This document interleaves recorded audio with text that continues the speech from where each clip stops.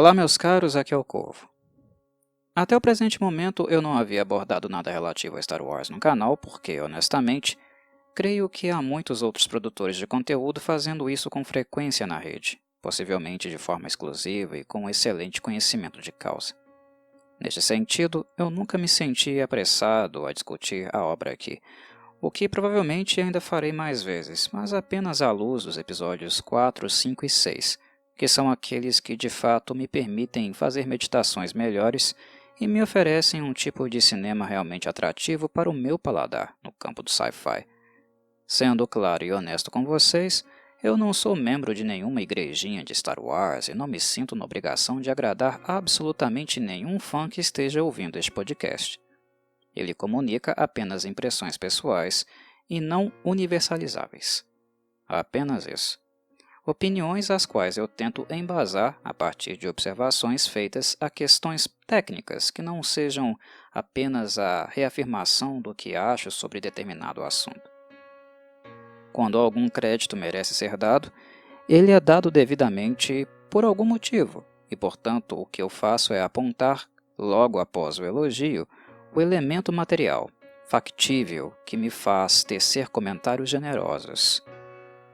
Não é uma generosidade de um fanboy, o que eu estou longe de ser quando o assunto é Star Wars. Eu jamais fui um aficionado pela franquia, embora tenha assistido todos os 9 episódios, e aprecio muito a primeira trilogia em especial.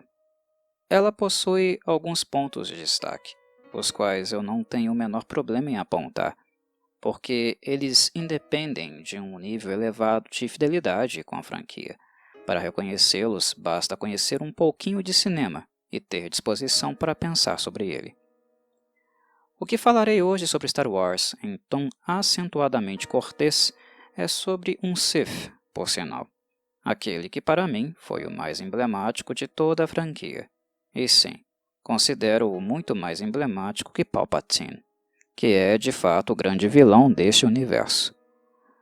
Anakin Skywalker, que posteriormente se tornou Darth Vader ao ser corrompido pelo próprio Palpatine, é o pupilo que superou o mestre não em nível de poder e domínio da força, mas sim no apelo e reconhecimento do público em geral.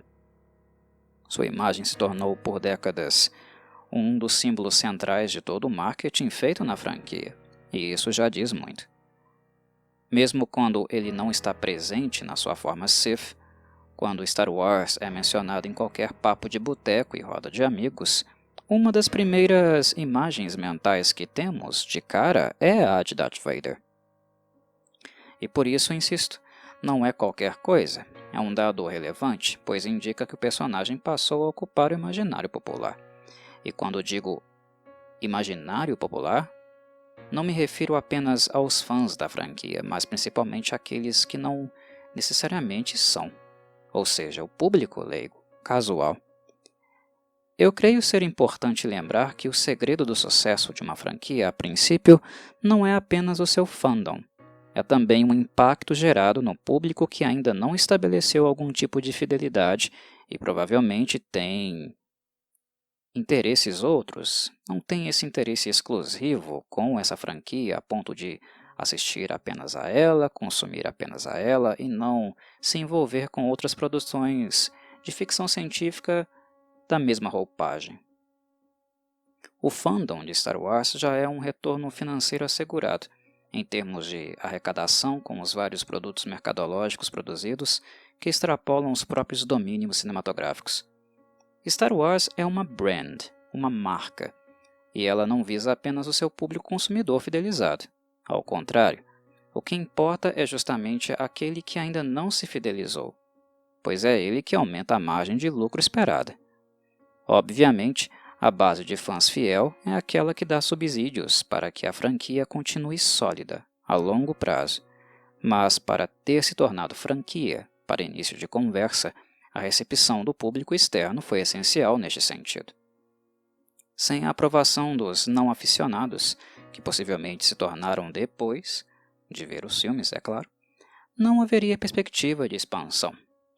Em outras palavras, a arrecadação e maiores investimentos não se manteriam, não chegariam ao status que observamos atualmente, embora podemos notar também uma certa saturação. Quando falamos em potencial de mercado, não falamos apenas de público interno. É público interno e externo, porque a longevidade de uma franquia é proporcional à capacidade da mesma de atrair novos potenciais adeptos. Feito este esclarecimento, é impossível não reconhecer que Darth Vader foi o verdadeiro anzol para o público externo. Assim como Yoda, que também tem este impacto no imaginário, ele é uma das primeiras imagens mentais que fãs e não fãs têm quando a franquia é mencionada. Quando falamos com alguém que não conhece muito bem os filmes, mesmo aqueles mais jovens que ainda não assistiram à primeira trilogia, de alguma forma eles sabem quem é Darth Vader. E se não sabem explicar o que é o personagem, qual a sua função, mesmo assim eles sabem descrevê-lo de acordo com a sua imagem. E por si só, isso já é um indicativo de algo que menciono no título desse podcast. O fato de Vader ser o mais emblemático do Sith. Ele não é o Sith principal e arquiteto do caos. Sem dúvida, o papel de tramóia, conspiração e arquitetura da destruição é de Darth Sidious, Palpatine. Mas, no imaginário popular, o Sith ficou mais representado por Vader do que pelo próprio Mestre Superior do lado negro da Força. Mesmo morto, seu fantasma permanece na memória e na expectativa de reencontro com ele, em qualquer outro tipo de produto da franquia, como games, livros e cartoons. Darth Vader, em termos de vilania, é o que representa Star Wars.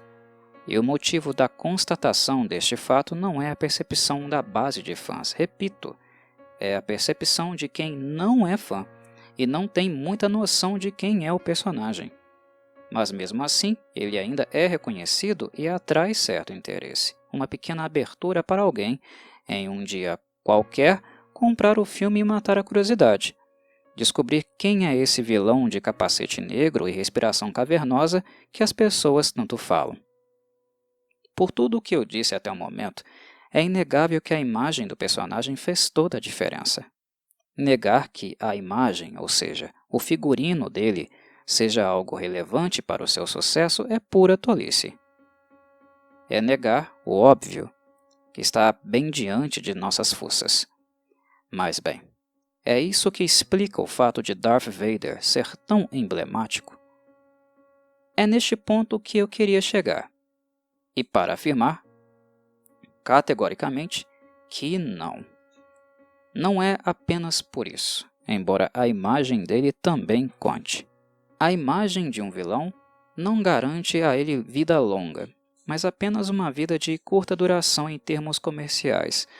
Alguém irá questionar.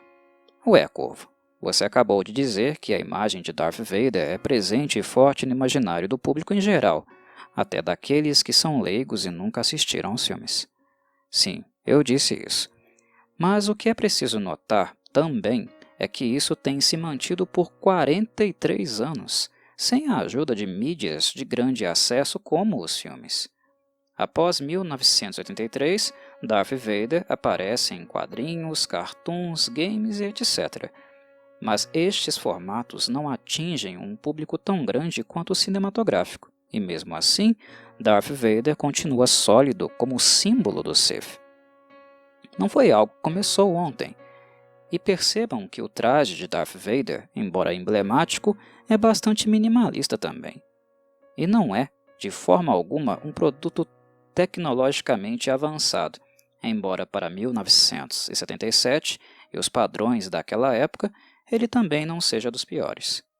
Esta imagem do personagem possui algo que, atrelado a ela, faz com que a mesma se amplifique.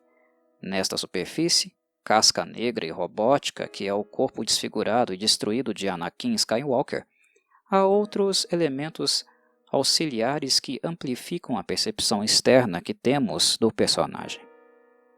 E isso apenas a estética não é capaz de assegurar, embora ela seja uma parte importante no resultado final, visto que ela fornece elementos materiais os quais as pessoas possam se identificar e considerar o que estão vendo algo crível, E são estes elementos secundários que, avalio, ajudaram a amplificar a imagem que o público possui do personagem, que a fez marcante e a mantém relevante mesmo após 4 décadas.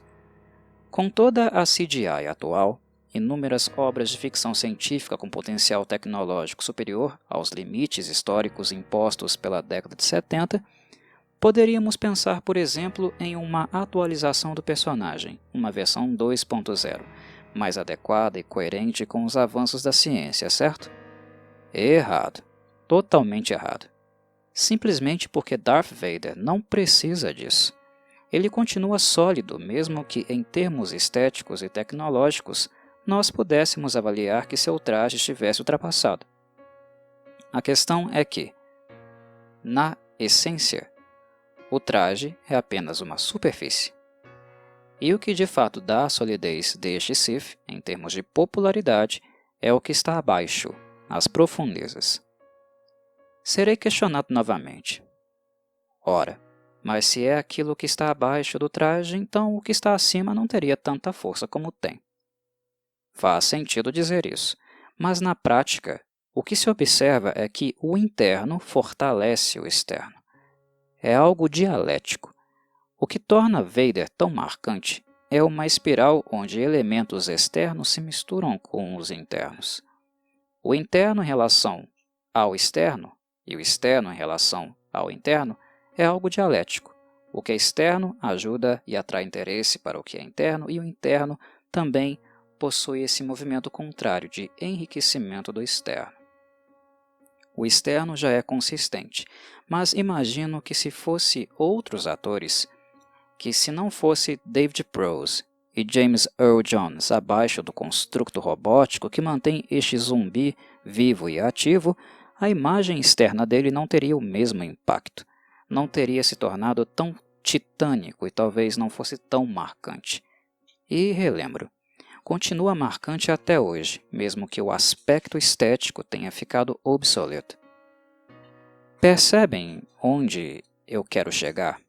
A casca de Darth Vader faz muita diferença, mas não faz toda a diferença. Isso é algo que podemos verificar quando observamos o seu copycat, o Darth Vader wannabe, o senhor Quero Ser o Vovô, chamado Kylo Ren. Kylo não teve tantos elementos como o Darth Vader tinha, mas teve alguns. A Disney tentou copiar muitos deles, sem muito sucesso. Vader manifestava a força corrompida se expandindo geometricamente, o espírito atormentado e em constante conflito, o aspecto monstruoso causado pela destruição da sua fisiologia. Atores sólidos e competentes asseguraram a ele características únicas e identificáveis. E, claro, talvez o mais importante de tudo, um roteiro que soubesse explorar todas essas qualidades e nuances estava à disposição destes atores. Foi isso que colocou o Darth Vader em uma posição de destaque, porque quando comparamos a construção das personagens, a maneira que Vader foi construído e como os atores que deram vida a ele souberam explorar estes elementos, percebemos que o trabalho final com ele foi muito superior a de outros personagens considerados chave na franquia. No mesmo nível de Darth Vader, em termos de texto sendo bem trabalhado e também nutrindo o elenco, creio que em Star Wars apenas Han Solo e Yoda se aproximem. Han Solo é muito querido da base de fãs. Harrison Ford é um ator muito carismático e, de certo modo, ele também é o alívio cômico da série e foi escrito com este propósito. Por tal atenção, eu também o insiro nesta lista entre perfeita sinergia entre texto e interpretação, onde o texto é sólido a ponto de explorar as melhores características dos atores. Mas, de maneira geral, creio que o maior potencial, o maior refino, resida nos personagens de Darth Vader e Yoda. É onde realmente Star Wars tem um texto que podemos dizer que, isso aqui é bem escrito, ou, olha só, este ator está realmente imerso na personagem, dando vida a ela. E isso não é algo qualquer em uma franquia como Star Wars. Por mais que os fãs digam o contrário, O roteiro de Star Wars jamais foi a sua principal qualidade. Ele é bastante simples e comum. Eu diria que ele é até juvenil, sem nenhum receio de estar sendo excessivamente crítico. O diferencial dos primeiros filmes e o que fez deles revolucionários não é o respectivo roteiro, mas sim o campo dos efeitos especiais, o clima bélico e epopeico espacial e coisas do tipo. É onde a obra de George Lucas dá alguns passinhos à frente, pois ele é arrojado e ambicioso, mas em termos textuais não é uma obra superior a outras do gênero que haviam sido feitas previamente, como Star Trek, por exemplo. Aqui alguns fãs de Star Wars irão chiar devido à rivalidade que existe entre os fandoms das duas franquias, mas eu volto a reafirmar que eu não tenho compromisso algum com a guerrinha e birra de vocês. Tenho críticas a ambas as séries e procuro extrair delas o que elas têm de melhor. Em Star Wars, o roteiro está longe de ser o ponto de refino. Assim como em Star Trek, os efeitos eram bem pobres e nada surpreendentes. A franquia se sobressaía justamente no campo das ideias. Então, digamos que a fraqueza de uma tende a ser a força da outra. As duas estão longe de serem perfeitas e também há críticas nesse sentido. Mas se há algo que as duas têm em comum, isso definitivamente é um fato, é que elas contaram com excelentes elencos. E elencos que eram muito comprometidos com os personagens em questão. Quando Star Wars oferecia algumas poucas linhas para que James Earl Jones, a voz de Darth Vader, interpretasse o personagem, ele fazia aqueles poucos instantes valerem por longos minutos de cena. A presença de Darth Vader é sensacional. Ele não precisa dizer muito para mostrar o que deseja e o que é capaz de fazer. E como sua voz, James Earl Jones tem um papel fundamental neste sentido. Muitos dão crédito a David Prowse, a presença física de Vader, se esquecendo de James Earl Jones. Mas para mim, ele é a verdadeira alma de Darth Vader, aquilo que fez o Sith ser tão emblemático. A voz dele, além de ser memorável, pelo tom, timbre e também pela inércia, o fato dela quase não se abalar em momento algum, não demonstrar desequilíbrio de humor, foi um dos grandes trunfos de Darth Vader. O ar cavernoso, provocado pelo traje mecânico que o ajuda a respirar, também teve um papel fundamental no resultado final, mas James Earl Jones também foi hábil no sentido de fazer este aspecto trabalhar a seu favor. E como no campo dos stunts o Sith não foi assim tão exigido, James Earl Jones, na minha avaliação, é o grande responsável por fazer de Darth Vader o Sith mais emblemático da história, com todo respeito a David Prowse. O personagem, em termos de história, ainda seria mais aprofundado e se tornaria mais denso com a segunda trilogia, onde vemos a sua infância, a relação com Obi-Wan Kenobi e Padmé, sua corrupção ao se unir ao lado negro da força, dentre outras coisas. Embora estes filmes sejam inferiores aos originais, o personagem foi expandido e ganhou maiores contornos. Podemos, através deles, entender e fechar uma gestalt que havia ficado aberta nos primeiros filmes, sobre a ambiguidade e conflito interno de Anakin. Mas a essência do personagem e sua real força residem na interpretação de James Earl Jones, no texto econômico e assim mesmo marcante, dedicado ao personagem e o conjunto de fatores estéticos que incrementaram a sua imagem, como o traje e a respiração artificial, que floreiam as potencialidades já estabelecidas pela sua personalidade. Fico por aqui, meus caros. Encontramo-nos em um próximo vídeo. Saudações Corvides!